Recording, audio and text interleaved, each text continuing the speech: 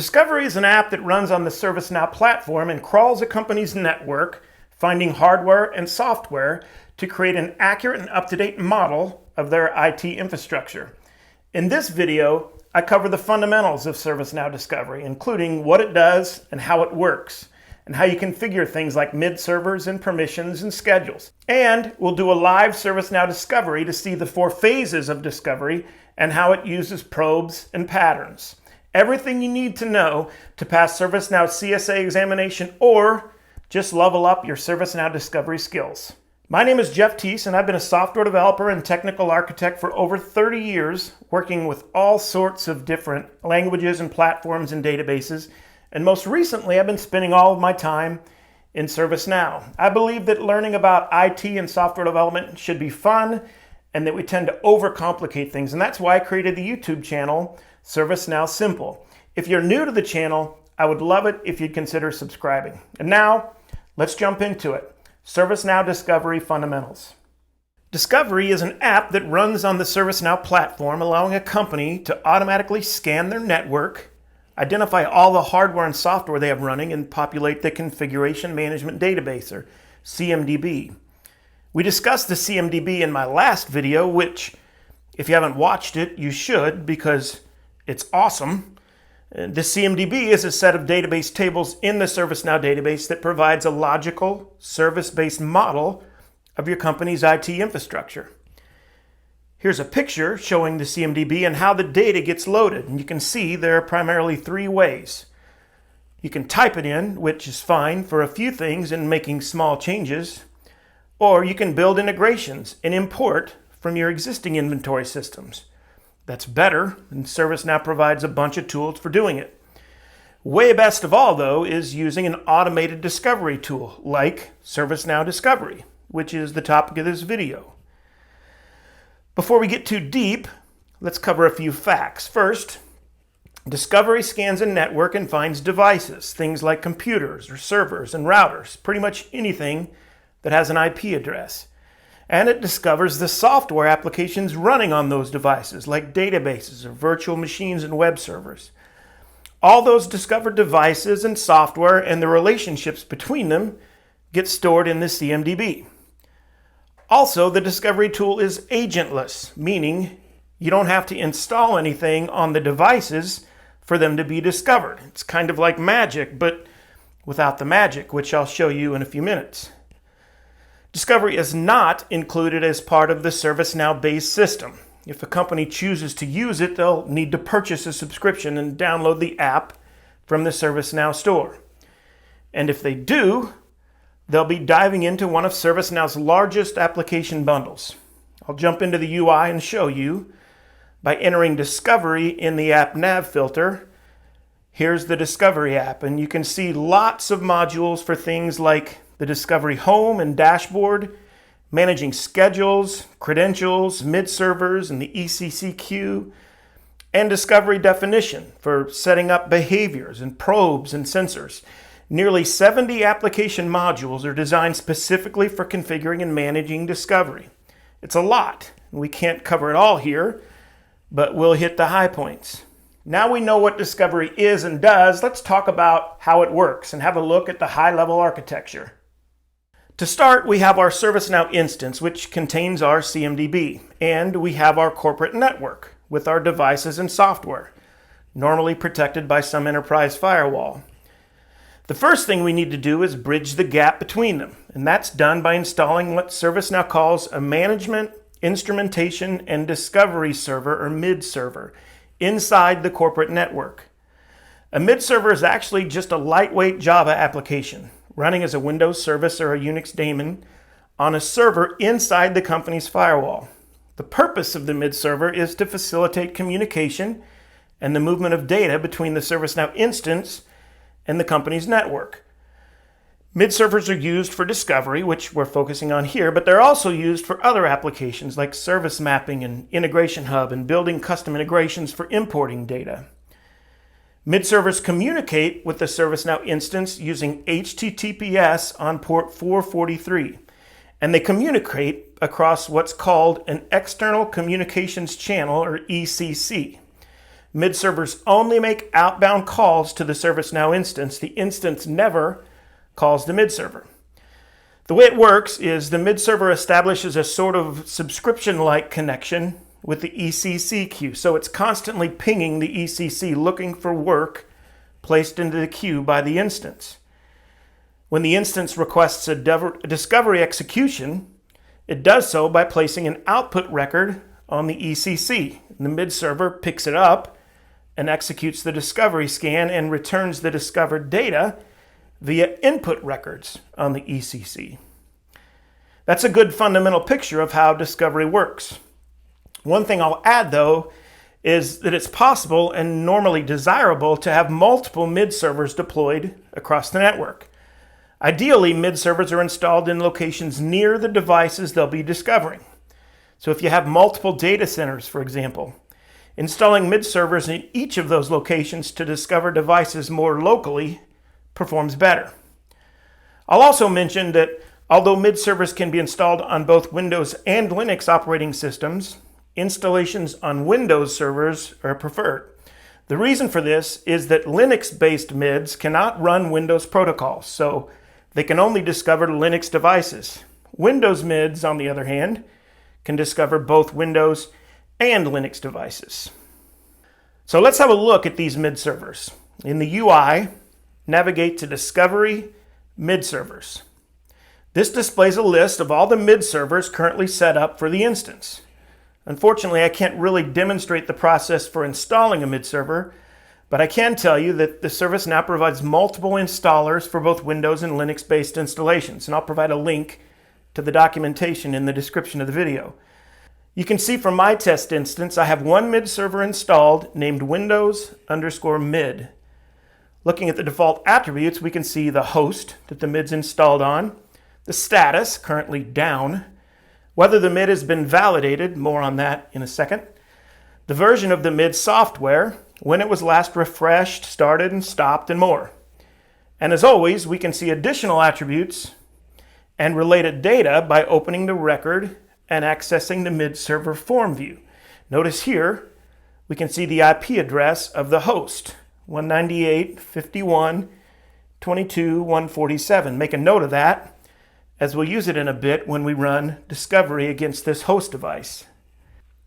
After a mid server is installed and before it can be used, it needs to be validated. And that can be done by selecting the mid server's checkbox and using the Actions on Selected Rows dropdown Validate option. And after a minute or so, we can refresh our view and see that the mid server is validated and the status is changed to up. This mid server is now ready to use. Another useful tool related to mid servers is the mid server dashboard. To see that, navigate to mid server dashboard. And this is great for monitoring the operation of all the mid servers, including reports and gauges that describe the status and issues, CPU and memory usage. The process of executing a discovery scan works through a sequence of 4 phases called scanning, classification, identification, and exploration. We'll look at each of these in detail, but at a high level, here's how it works. Discovery is kicked off for a given range of IP addresses. In the scanning phase, the IPs are pinged via what are called port probes, or Shazam probes. Shazam! Shazam! Shazam! Shazam! The Shazam probes tell us 2 things. First, is there a reachable device at that IP address? And if there is, which ports on that device are being used for communication? This is an important first step as we can learn a lot about a device based upon which ports are being used. For example, we know the Windows Management Instrumentation WMI protocol uses port 135. If a device is using this port, it's a good indication we've located a Windows device. Based upon what was discovered with the port probes in the scanning phase, Discovery sends a more specific probe to gather additional details about the device. Details that are used to classify the device as some specific type of configuration item, or CI. So, we found a Windows device. Is it a Windows server? What version of Windows is it running? That sort of interrogation leads to the classification. Once the classification phase is complete, the identification and exploration phases can begin. The identification phase is responsible for determining if a CI already exists within the CMDB for this device or if one needs to be created. You can think back to the identification rules section of my CMDB fundamentals video if you watched it. And if you haven't, you should, because it's awesome. And the exploration phase sends additional probes gathering details about the device, like RAM and CPU and hard drive and software. Every time it executes, Discovery passes through these 4 phases for the IP addresses included in the target, and the results are sent back and stored in the CMDB. Okay, we're about ready to kick off a Discovery demonstration, but before we do, I want to dig just a little bit deeper into these 4 phases. If you can stick with me for this next couple of minutes, you'll really understand how these things work and that there's no magic involved. In fact, it's all really transparent and customizable. First, a Discovery execution begins with the scanning phase, in which Shazam probes are sent out to scan the IP address for active ports. We can see how that's set up by traversing to Discovery definition, port probes. This is the list of port probes that are sent out, and we can see there are 16 of them out of box. Shazam executes these port probes in order of classification priority. So we can see the one named WMI is first, followed by SSH, then SNMP, and so on. To see what's really happening for each of these, we can open the record. Let's open the first one, WMI.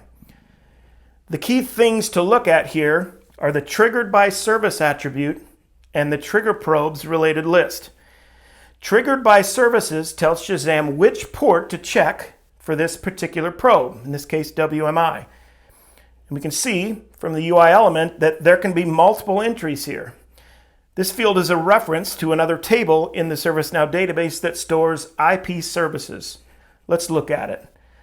I'll unlock the record picker, and we can see we have a single IP service selected named EPMAP. Not a very helpful name.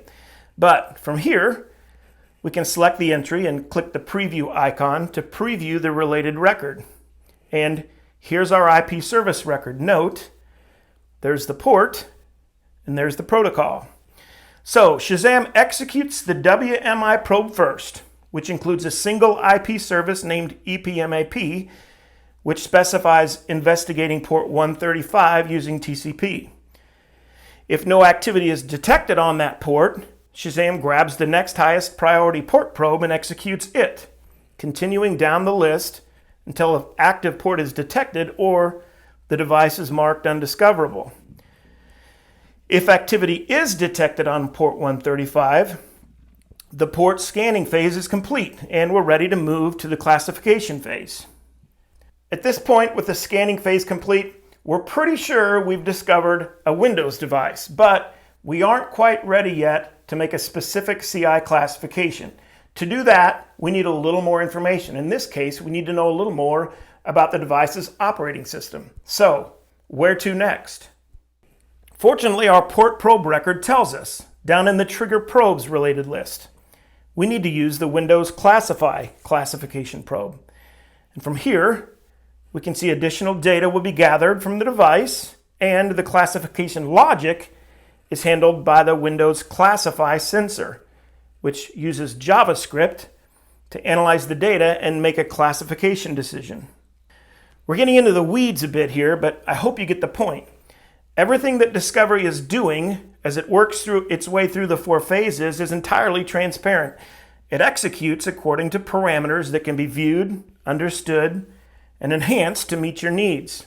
The tools are all there. That said, think twice about making changes. ServiceNow has configured Discovery to work based upon years of experience working with countless companies. You might well need to make additions and tweaks. Just tread lightly, especially from the start. And remember, we need to crawl before we walk and walk before we run. All right, enough chit-chat. Let's take Discovery for a test drive. There are several ways to kick off a Discovery scan. First, and most common, is through the creation of a Discovery schedule record. A Discovery schedule record allows you to run Discovery automatically at a specified interval in time. You can navigate to Discovery Schedules to see the list of all the scans currently scheduled. And from here, we can click the New button to create a new discovery scan. Let's give your schedule a name. We'll do an IP-based discovery, most common. Select a mid server you'd like to use and choose your run increment. We'll say daily, and we'll leave the time at midnight. Save the record, and now we can specify the IP ranges we want the scan to include. There are several ways to do that. I'll choose the Quick Ranges link from the Related Links section. I'll let you all read this for a bit. IP addresses can be entered individually as a list or as a range. You go ahead and enter your IPs and click the Make Ranges button to add them to the schedule. It's also possible to execute a quick discovery, and that's what we'll do for our demonstration. What I'm going to do is kick off a quick discovery against the device that is hosting our mid server. If you remember, I grabbed the IP address when we were looking at the mid server record, 198.51.222.147. I'll click the Quick Discovery button from the Discovery Schedule list view, and I'll enter that IP address as our target. I'll select the mid server I want to use and click OK. And at this point, all of this stuff is happening. The UI presents us with a discovery status record, which we can use to see how things are progressing. We can see, for example, the state of the discovery execution is active, meaning it's currently running. And if we open the record, we can view lots of details related to our scan.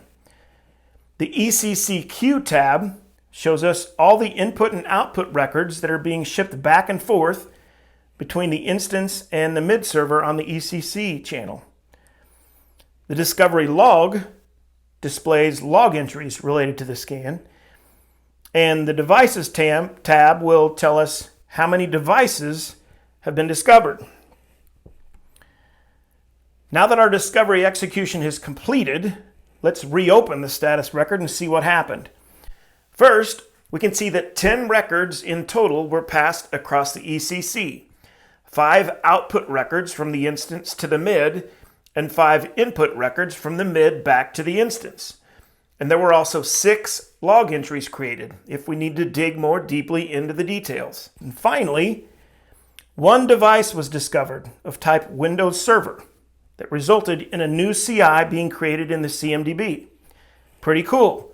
And if we want to get more details about the device, the CMDB CI field provides a link directly to our new CMDB entry.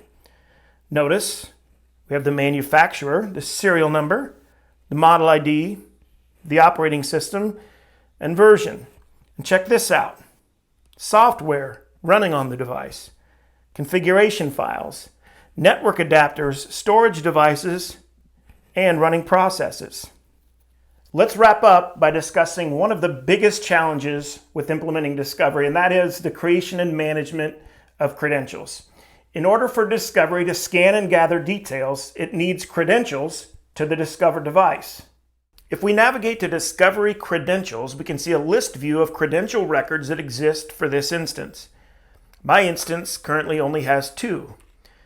Notice the credential record named Windows Mid-Server Service Account. This is the credential that enabled us to successfully run quick discovery against our mid server. Credentials are stored in a database table named Credentials, and the credential values are stored within encrypted fields. And once a credential is entered, it cannot be viewed. During the classification phase of a scan, the mid server will request credentials from the instance to access and gather the details needed for classifying the device. The instance will decrypt the credentials and pass them to the mid server through a series of highly secure transactions. Credentials are then attempted against the discovered devices in order of priority. If one fails, the next one is attempted. And as soon as a credential is successful, a record called a credential affinity record gets created, linking the device with the credential. That way, the next time a scan executes and the device is discovered, the credential defined in the credential affinity record gets attempted first. Credentials can be created by clicking the New button from the credentials list view, and there are many different types of credentials that can be created. AWS credentials, for example, are used for network and print devices in cloud environments. CIM credentials for storage devices based upon the Common Infrastructure Model. And SNMP used to discover network and print devices. SSH for Unix and Linux devices, and WMI for Windows devices, and many more. And just so you're aware, it's also possible to store your credentials on an external storage device by using ServiceNow's external credentials storage plugin, if that's preferred.